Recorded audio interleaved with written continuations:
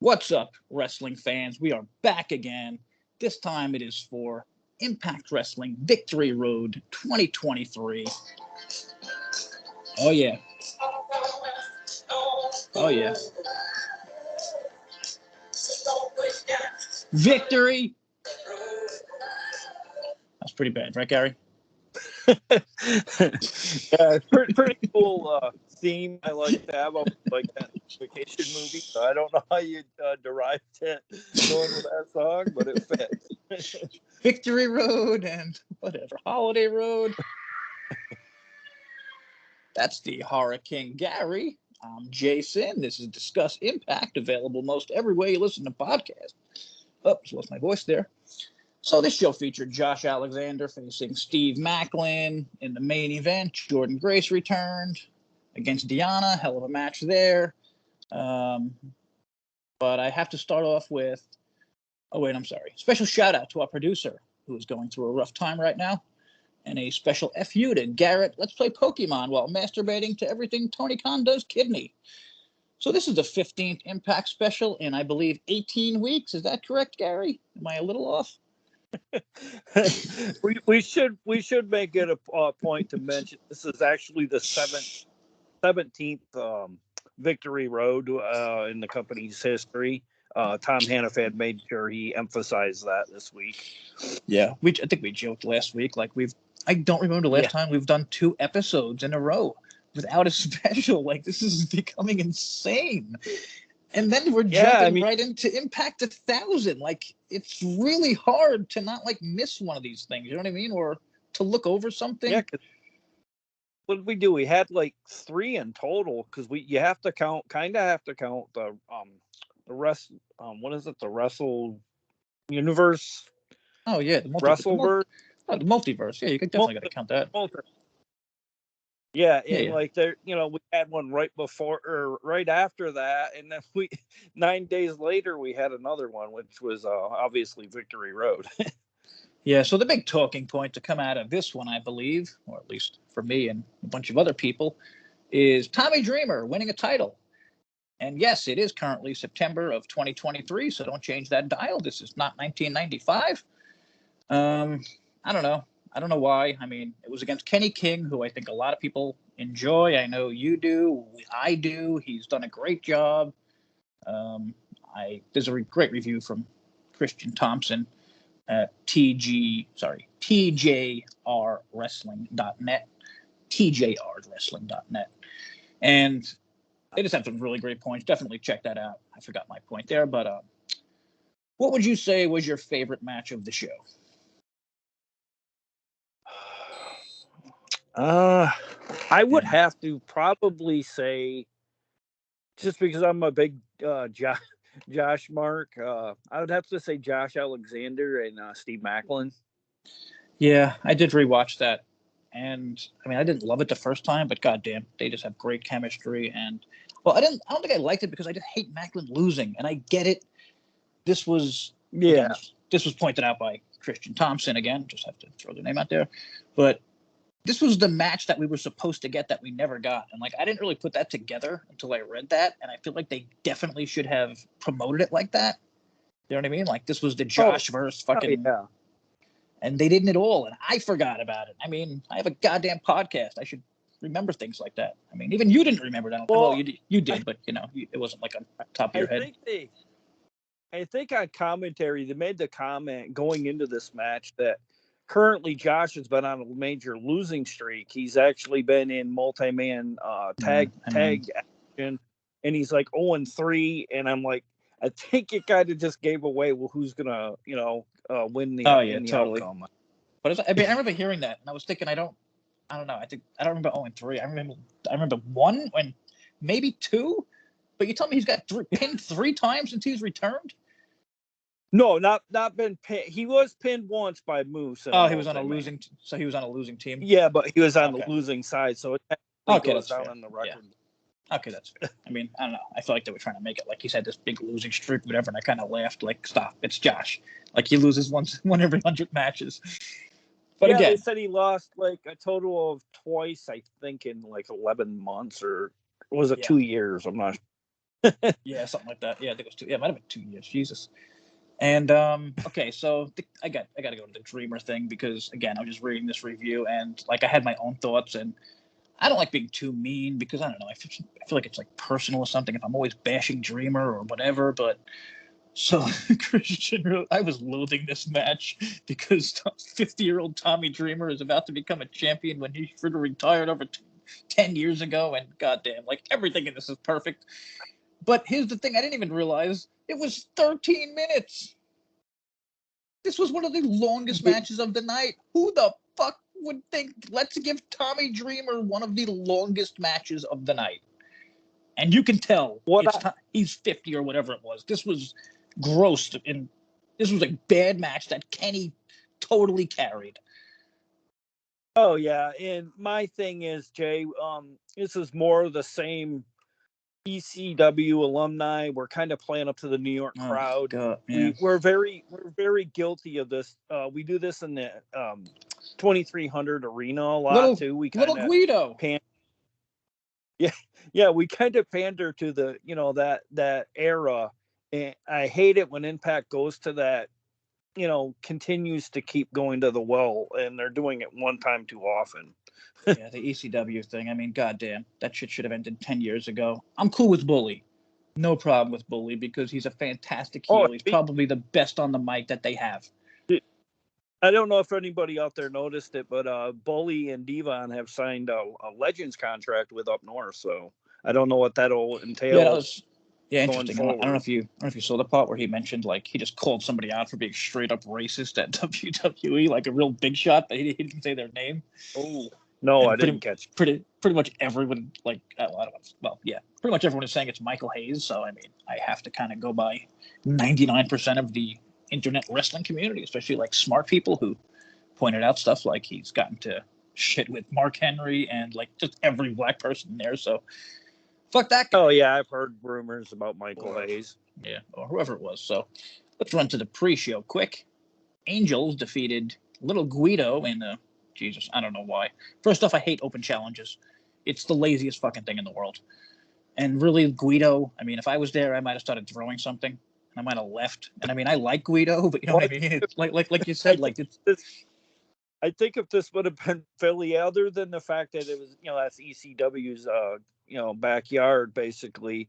I don't know. I don't know if anybody in 2023 would have been really receptive in Philly of this. And does it do anything for Angels beating Little Guido? I mean, come on. Oh no. I don't know why we didn't. I don't know why we didn't just have like somebody one match on the pre-show, like you always say. Bullet Club versus Moose and Myers. It's a real legit match with a story and everything. I mean, it was a good match. I don't know. I didn't like. I don't know. I don't like the team of Moose and Myers if they're going to be losing, and that's what they are. And I hate Moose losing. So I don't know. I think the best case scenario, Moose gets the hell out of there. Yeah, I kind of feel like that might be a thing. Like he might walk away because they kind of kept like mistiming things, and then I think he accidentally hit Moose, didn't he, or kicked him or something? I couldn't tell if that was like on purpose, to set up like we don't work well together kind of thing. Also, my big worry, they just made T-shirts, so they kind of probably got to stick together for a while. Maybe they're doing it to throw us off on the direction of the team. Possibly. Wait, when the hell was the... Oh, that was on the regular show? The Knockouts tag match. That was on the regular show? Okay, yeah, it was. I thought it was on the pre-show, sorry. I have to mention that Masha leading Kelly out on a chain is like the hottest goddamn thing ever. And no reason for this match. I mentioned this in our Facebook group. I hate to keep mentioning the same review, but this was MK Ultra wins again. Okay, this was 9 minutes, and like, what the hell? How many times? Sorry, and this isn't about... I'm thinking of last week or something. How many matches is Giselle going to have that she loses? Like, Christ, come on. You know why this match even happened? Because they pushed MK Ultra over the top in a battle royal, and that got them another tag shot. Like, Jesus. And then you got I'm sure you've seen. I've posted Taylor Wilde on Instagram, who has a more interesting character than most anyone on Impact, and they're not even showing it on television. Oh yeah, well, and I think we're like we've mentioned, like it kind of like takes a step back too with the Knockouts tag division, because it kind of feels like we will have a team in place, and then they'll like either leave or they're part of NWA or you know. And you said this, I think, last week, how like when a team loses, they just get buried, and that's what they did with what was the name? The Coven. They're currently doing. The Coven are fantastic. Yeah, and they're doing that currently with the Good Hands. They keep, they give them a few. They have no idea what to do with the Good Hands. Yeah. Now they're just like interlopers during a match. See, this is the week where I get effed up because I watched a lot of Impact and I even took notes, and then I was like, shit, we're not reviewing Impact. So I'm gonna be a little effed up in certain things, and like I don't know. I was just thinking about a match that was an Impact, but whatever. Lio Rush versus Kushida. I thought this was an awesome way to start the show, even though it wasn't an awesome match like I was hoping. I would say very good. And it only went 10 minutes. Like, who the hell chose the time for these matches? There was 11 of matches. Yeah. I think if you would have let them have like 20 minutes, I think this could have easily been the best match of the night. Oh, yeah. But just because it's like barely, it felt like a TV match. It didn't feel like a pay-per-view match to me. I don't know how you felt about it. Didn't really have that. That's a good point, because I felt like this show could have been an episode of Impact. Like, you know what I mean? Like, it wasn't like and it didn't feel very like PCO Bully could have had that crazy match in Impact. Steve Torres is an Impact match any day. That could be a BTI match. Dreamer Kenny King could even be a BTI match. Like, I don't know. That's fair. I wouldn't tell people to go out of their way to watch this. Deonna was great, but I just hated how they just brought Jordynne back in the lamest way possible. Like, she could have came back out of nowhere like a heel. You know what I mean? Like, it just... It was very random to just, bring her back at Victory Road. I think it would have been better place maybe bringing her back for, like, Bound for Glory or, or even bring her back. Well, somebody... I don't know if you saw the post, but it's a little scary. Deonna is going to be a free agent in 2024, which is like, okay. 3 months away, so that makes sense of why they would just rush Jordynne back like that and not do like a big angle if Deonna leaves. And if Deonna leaves, Jesus, I don't know. I mean, yeah, I might leave, but I got to throw this out there. This is a spoiler, so just like go away for 5 seconds. Tasha's returning, so I'm really excited about that. And yeah, that's great. I mean, she's no Deonna, but goddamn, she's fantastic, and she can be like close. Like Jordynne can be the Deonna if Deonna, whatever. I'm not sure where Deonna's going to go because I mean she's with Maclin and all. Maybe she just resigns, but also she is a former. I wouldn't be shocked if they just re-signed Jacqueline instead from ECW or something. I don't know. You think they're gonna keep adding a long time? You just keep getting nonstop slowly. Yeah, I'll be honest. I've read spoilers and I don't remember if Rhino returns, but I think he might. So like that was another kick in the balls. Well, I mean, all right. Sorry. Before I forget, Lio Rush also terrible news. Supposedly he's returning to Japan. Did you see that? No, but it doesn't surprise me either because he's been with us for quite a few months, and I know killed everything. He killed every minute he was on TV. Yeah, and he had such a great character too on the show. Probably one of the best. I mean, half these people don't even have characters. I'm sorry. I don't know what Josh's character is. I'm sorry, but being a great wrestler is not a character. It really, shit like that annoys me. I mean, Kenny King is a better character than half these goddamn people because he has a character. But whatever. Yeah, I wonder if maybe one way to kind of give him a bit of a character is maybe you lose the headgear, maybe, and it's like, being an actually mentioned that about purpose. Especially that especially that it's Rick Steiner headgear and he's close with Giselle.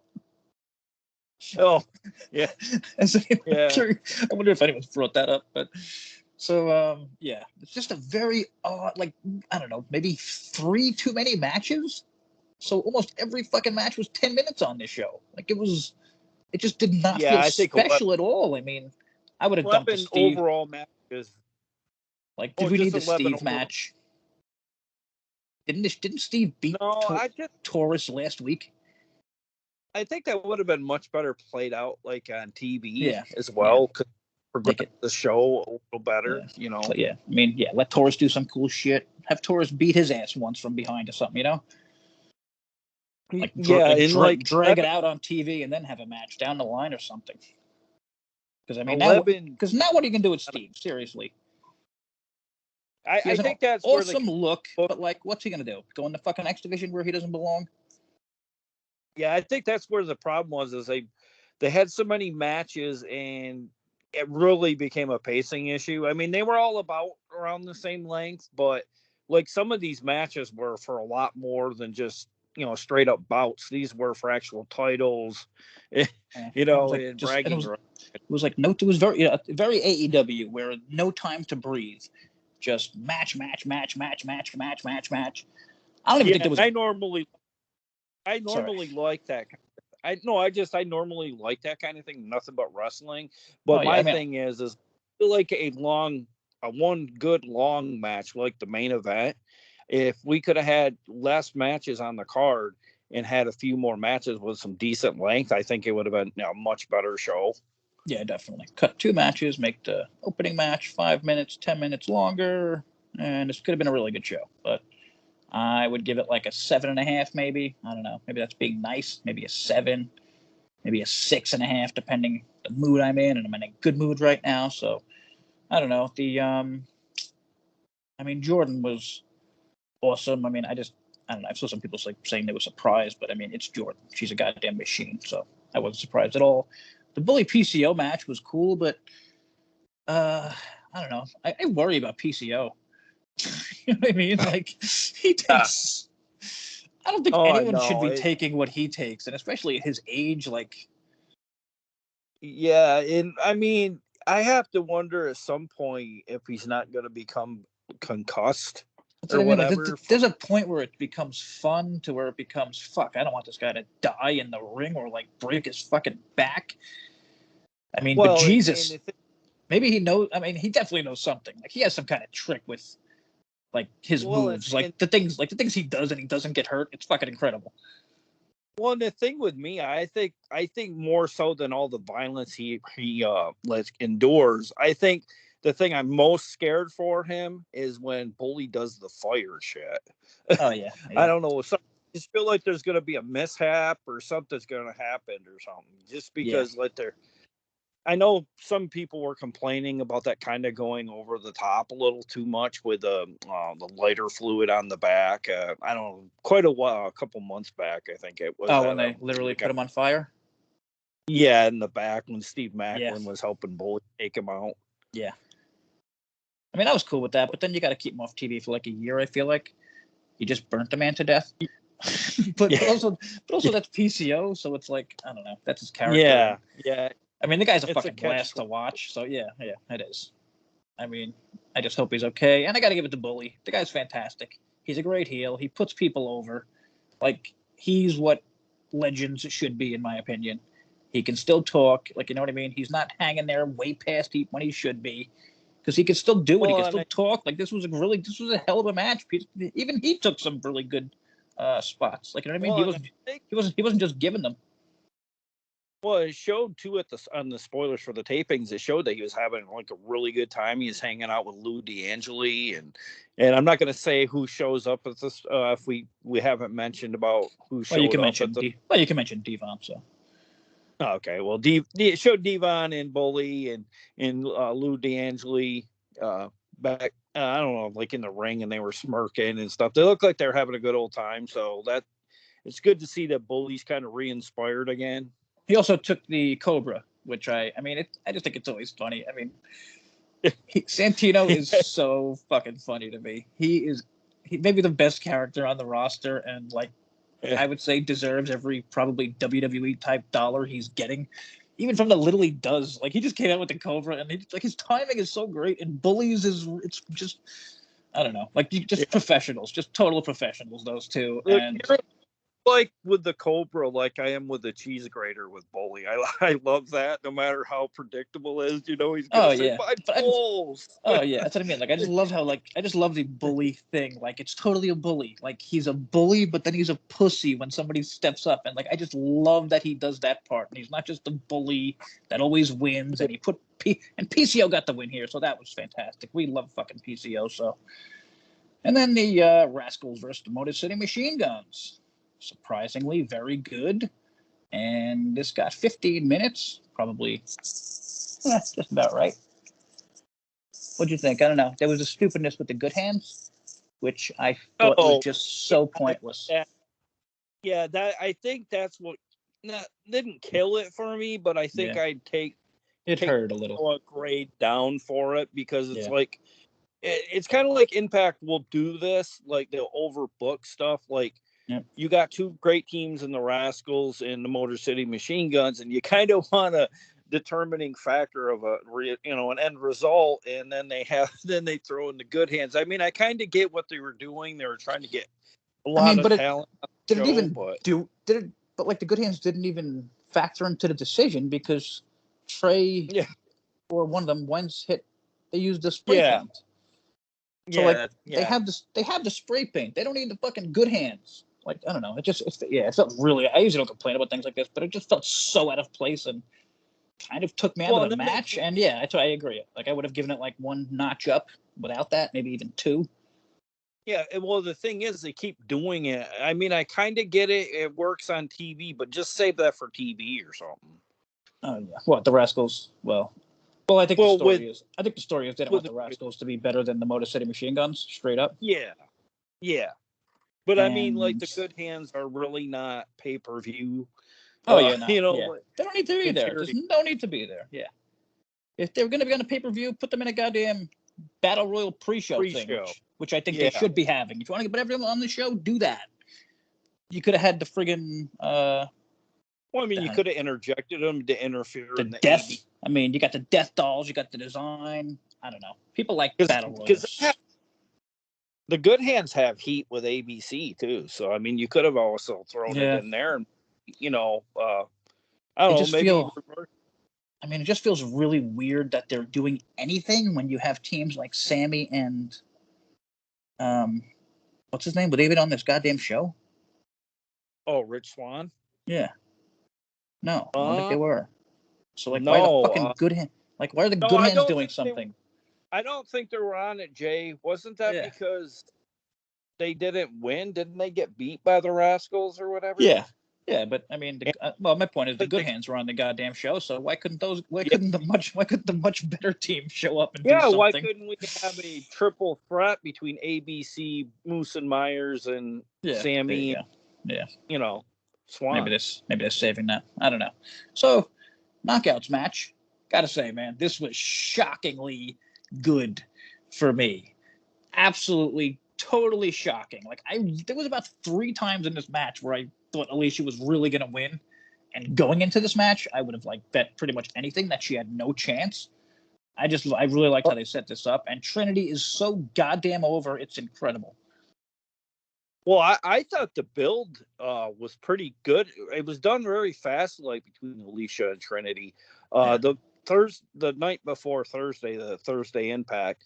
I don't know if you caught that Alicia had thrown water in her face. Oh yeah. And that was very cool. Oh, I thought that was a great segment. Oh yeah, I made notes on that one that I'm never going to use. It was very fun. The exchange. Like, I don't know, I like Alicia as like this, like kind of like the cocky swagger that she's got now, and like she keeps getting better on the microphone. I could not believe how good that segment was. And we're talking about Impact now from last week. She's like, this was the signing for it.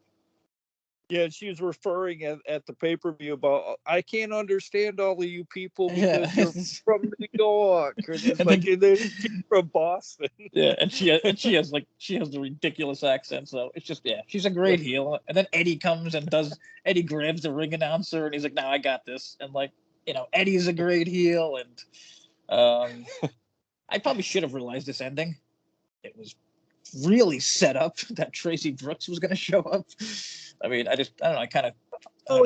Yeah. I was kind of, actually, I didn't know if they kind of wrote that out into the sunset with her, because I kind of felt like it kind of told her story like a while back. But I mean, Yeah. I kind of got why they needed her too, because like we're not going to get one of the Fatu brothers or whatever to And it's show a up good in way. Impact. So I mean, it Yeah, kind of and made sense.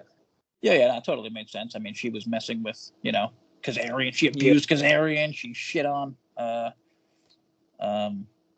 Tracy, not literally. Yeah, and then the Thursday before, Rhetorically.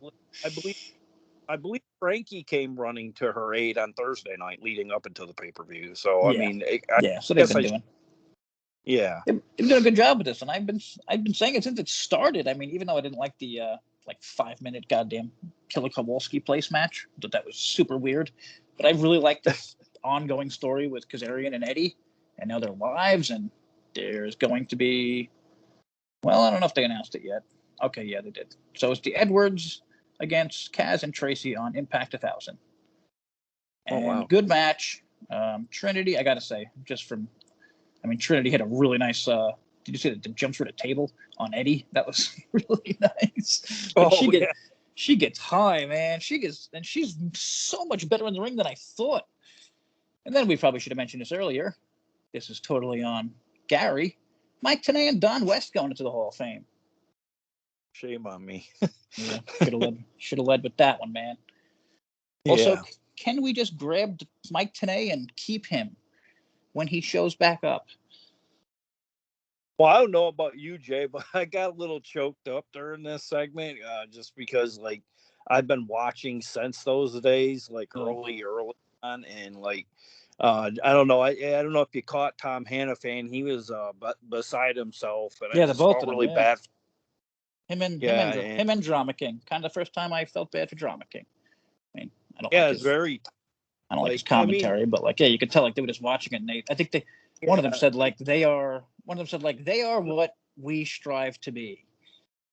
And I thought that was great. Saying listen, we're not as good as them, and we're never going to be. But yeah, and the thing for me, I think Impact, and maybe up north too. I admit WWE's had some really touching friggin' moments in wrestling, disasters and tragedies and whatnot. And I don't know, it just seems like Impact just always is good at pulling at your heartstrings when something goes. Yeah. And no different up north, because like with Eddie Guerrero and several other talents that have passed away, just very, very well done, well produced segment for the show, I thought. Yeah. So I hated the Dreamer thing, but my only, and I mentioned this last time, if he did win, I can see him turning that into a hardcore title, and I'd be so much more interested in a hardcore title than whatever the hell the digital media title is supposed to be. It's just nothing. It's nothing. It's a TV title. Yeah, maybe that's where they're going to go with it, Jay. I mean, can't you see Dreamer doing that? As long as I have this title, it's going to be a fucking hardcore title. And I feel like they've been dying for what do you call it? Matches like that. You know what I mean? Jesus, gimmick matches. And if he has one every 2 weeks, even I would be into that. I'd be into that. Well, I mean, I wouldn't doubt that that's possible, because Taz did introduce his F the World title in AEW, and that's hardcore. I mean, it makes total sense for Dreamer. He could even be like, listen, he could totally be like, listen, I don't even understand digital media, so I'm making it a hardcore title. He could mention, I have power backstage. I mean, it's all real. Maybe the title going defunct under the digital media, maybe out of the ashes, we'll get a new hardcore title. Yeah, it just didn't work. And You've got mail. Oh, we got a mail. Oh, sorry. Relax, mail guy. Coming. Hey guys, big fan. Listen every week on Google. Josh is starting to feel like LOL Cena wins. He's great. Does he deserve this never-ending mega star push? Okay, that's the end of the question. That is from Randy in Wisconsin. Thank you, Randy, for the question. And pretty sure we're going to disagree here. Gary, I will already tell you, is going to say yes. He's the greatest thing ever. And I'm going to say I think he's an amazing wrestler, maybe one of the best in the world, but he does not have a character. I don't even know what it is. I feel like he's like Kenny Omega, where being an awesome wrestler they think is a character, or like the promotions do, but I don't. And just really quick, I had a poll in our group recently. It's now called Just Another Wrestling Group or some shit. And it's like 99% Impact fans. And I had all the top stars in wrestling, basically. And MJF kicked Josh's ass. I was surprised. But also, I mean, huge stars can talk. They always could. Like, the biggest stars in wrestling right now are probably who? Reigns, MJF, fucking whatever they call him, Eli Drake these days.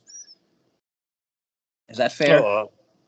Ripley? Yeah, it is. But, like, I just kind of feel like certain ones, like, got like a bigger stage right off the bat. Like, they might have got a better deal. Like, Josh kind of came out of like a lot of indie shows, like, and then back in his day, he probably didn't have a lot of promo time, and like, they had no TV. Oh yeah, time, no, that's fair. But I mean, assume, Jesus, put him with Bully for 2 weeks. Lock him in a room with Bully for 2 weeks. You know what I mean? Yeah.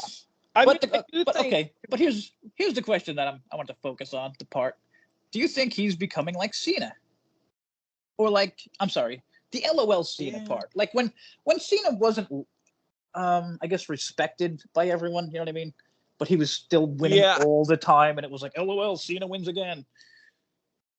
But, I mean, he did just recently eat a pin from Moose, so, I mean, I don't think it's quite on that level yet.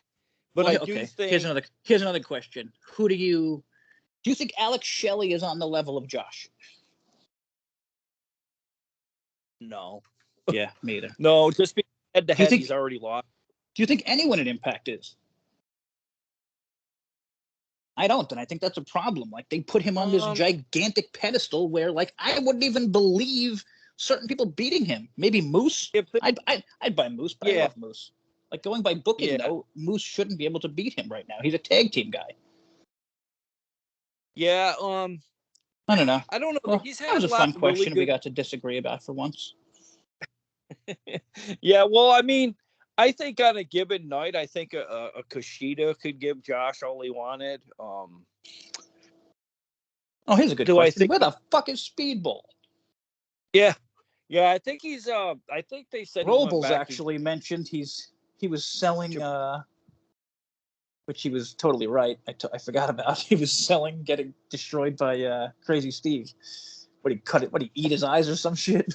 So he tried to take a fork. Like they did write it out, but again, it's one of those things I wish they would like mention more, because he's like a huge part of the roster. He's probably had half of, or maybe 70% of it. Yeah, like which is really sorry. Just it's really shocking that Impact isn't paying attention to detail, because they're pretty well renowned for following close to the sleeve on their storylines, and especially guys like that. They usually they were showing us what he was doing in Japan, so like it wouldn't be that hard to say like, oh, he's going back to Japan to kick some ass for a while. So but also I just hope, or they could have or they could have just mentioned the goddamn his beating from Steve and how Steve took him out. Mention that more. Yeah, I just hope we don't do any more like Wrestleverse kind of things going on for the rest of the year, because you didn't hear Multiverse 2 is happening tomorrow. Multiverse 3, sorry, September 12th it was just announced. No, that's a joke. Really?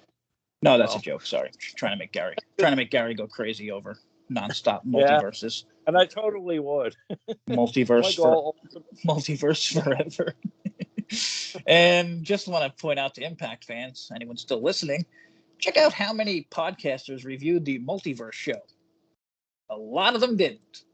A lot of them aren't even watching it. But I mean, I'm not going to mention any names, but I know podcasters that are like, yeah, I don't even watch anymore. I just watch like the highlights and shit. And they're still podcasting. So I don't know. I guess I want to give us credit for still watching all of this crap, and especially Gary for being somewhat positive and finding the positivity and whatever there is here. I mean, there is some good stuff. The knockouts are always awesome. But the dudes the dudes are in a rough spot. Well, I think the true star for me of this pay-per-view was the venue. I forgot about that. Yeah, the LED screens that were along the upper deck there. Oh, that was beautiful. The second I turned the show on, I said, Gary's gonna love that shit. Yeah, I was pretty stoked, and I was like, I don't know, just give it I thought it was missing maybe one thing. I don't know, maybe you would know. Like it had like, I don't know what the hell do you call those things. Maybe it was a little not bright enough or something. I don't know. It looked great, but it didn't. I felt like it was like one stop away from looking perfect, and I don't know how. I mean, I don't know why they don't at least do that little bit of that pyro to come down to the people coming. Like, I mean, that's not that costly. It's not like the days when we were doing it from the ceiling and all that, you know. Yeah. I mean, it might look cheap having like just a shitty pyro. I don't know. Yeah, you could make it a joke though, like Dreamer comes out with a sparkler because he doesn't give a shit about the pyro and he's old. Yeah. So we hit on everything on this show, and I said 7.5-ish, maybe a 7. Well, what'd you say? About the same? I give it about a 7.85. Whoa. Interesting. What's the name? Gave it a 411. Gave it an 8.0. I like throwing other grades out just so you don't just hear ours. And what the hell did Thompson give it? Okay, well, now I can't find it, but I thought they said 7 out of 10. So don't quote me on that. I don't know. Maybe there's not a grade. Read their review. Again, TJR Wrestling. And just looking through the... And in case we didn't, in case we missed it or said it, didn't say it, today's Patriots Day. And we're basically dedicating this podcast tonight to all the lives that were lost in 9/11. Nearly 3,000 lives were lost in 2001 on September 11th. Yeah, I'm a New Yorker, and we've actually spoken about this behind the scenes, how I watched the tower the towers go down while I was in my car across the thing, stuck in traffic. Absolutely fucking insane. I can't imagine. But let's not end this in too sad of a way, because we got Impact 1000 coming next week. And I read a bunch of spoilers. There's some interesting stuff, but I gotta sadly say, maybe tune down your excitement a tiny bit. And I don't know. I guess we'll leave it at that. I don't know. I was kind of hoping for... I can say there's going to be more... I don't know if you caught this part. There's going to be more Hall of Famers announced. They're going to have additional ones? Yes. I know the new one, but is there additional ones other than that? The 3. Yeah, good question. I thought they announced multiple ones on Impact 1000, but I could be wrong. I mean, how do you not put the beautiful people in there when they're literally there? Like, that's a weird thing, but I don't know. I think they're going to probably stick around for a bit because Velvet is a free agent. But I'm not sure about... is she? Yeah, but I think NWA. Yeah, she just left NWA, but I'm not sure about Angelina. And Taylor Hendricks tweeted about the show. Maybe she'll show up. I don't know. I didn't read everything. I wanted to stay a little in the dark. But that's about it. We might want to mention one last thing. It did mention on the pay-per-view that Turning Point was going to be in the UK. So I guess that's our next live event. Well, it won't be live. It'll be taped this time around. But I believe that's the one with, what's his name, right? Will Ospreay. Yeah. Yeah. So Ospreay's doing 2 shows. Yeah. If I'm not mistaken. So that's cool. And then we got Mid-South taping coming up at is it Nashville too, coming up in a couple of weeks. Well, so we got two. I have one good thing highlighted here from Hall on 411. The show might not feel all that important with Impact 1000 and Bound for Glory coming up, but for a show available for the cost of a month of their streaming service, this is a solid way to go. So, I mean, I wouldn't have said that, but they did, and they're pretty unbiased. I would for the fact that we used to get those really crummy one-night onlys that, like, it seemed like all they did was leave the same graphics on the Trons and whatnot, and all they did was just insert different names. Yeah, no, that's fair. Like all one. That's fair. Even though I wouldn't mind like a once a year, one night only kind of thing, like Joker's Wild. Maybe like a cool. best of. You do like a half Joker's Wild and half something else, but whatever. We got to get the hell out of here before we get over 45 minutes, and we'll be back next week because we always are. And we'll be back with an actual episode this time next week, unless they announce it. Oh yeah, no, not really. I mean, it's Impact 1000, so it's it's a special. But I be on it. And I don't know if you knew this, but there's 2 weeks of Impact 1000, so it's Impact 1000 and Impact 1001 coming up. Oh, okay. So they are doing it in two. Okay, well that makes sense. So we have 2 more specials coming, basically. Okay, but I just say the regular episodes in a way. They are. They're on they're on Access TV, so that's fair. And that's it from us. We'll catch you next time. See you later, everybody. Good night.